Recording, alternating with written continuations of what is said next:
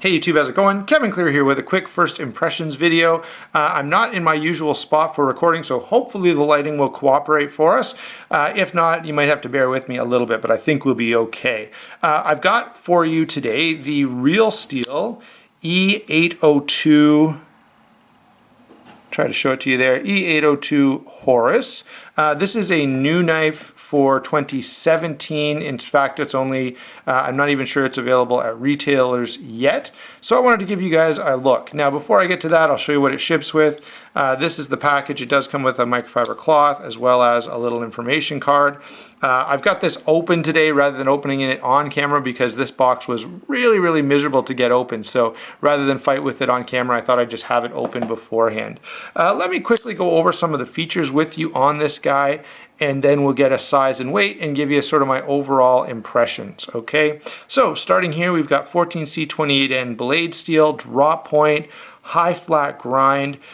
Pretty nice. RealSteel generally does a good job with their blades, so I don't have any complaints. You're probably noticing right here that it is a thumb stud deployment rather than a flipper, and the thumb stud does work really well. It's quite comfortable, and the detent doesn't seem to be too crazy, so you can get that to deploy without feeling any discomfort on any of your fingers. Liner lock with G10, and it is contoured G10, pretty nicely done here. Good texturing on it. And this happens to be the layered one, but there is also a black, just a plain black handle.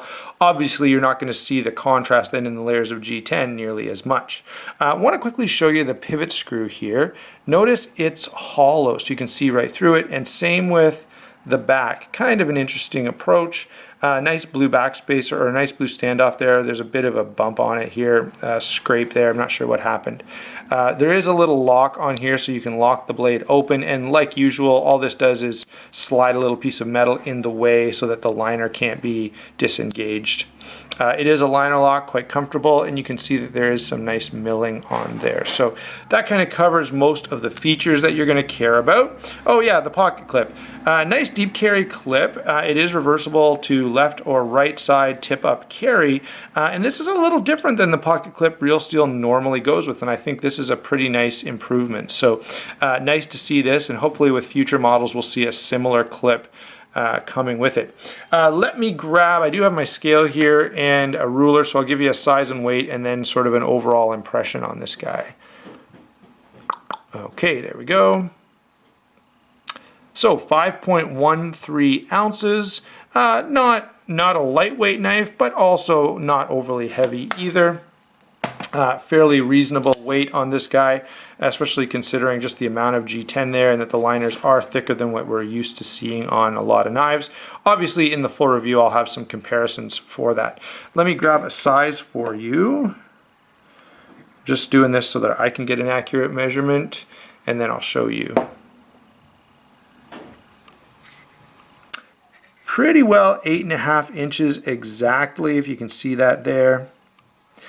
Grab a blade length at, let's see, so 3 5/8 inches on the blade length, and you're pretty much getting that full amount of cutting edge, which is appreciated. And finally, we'll give you a handle length before we call it quits here. There we go. So 4 7/8 on the handle length, pretty much exactly 4 7/8. All right, so there's your specs and quick rundown of the details. What are my thoughts on this knife? Well, I think the shape is kind of interesting. I like the design overall. I like the blade shape. I think what they've given here is, you know, sort of an EDC plus knife. It's a little heavier built than your typical EDC knife, so I think it would be appropriate to flex this into other uses, maybe some outdoor use. Could it be, you know, sort of a defensive tool? Not terrible for that, but maybe not ideal. Could use a little jimping here on the back spine.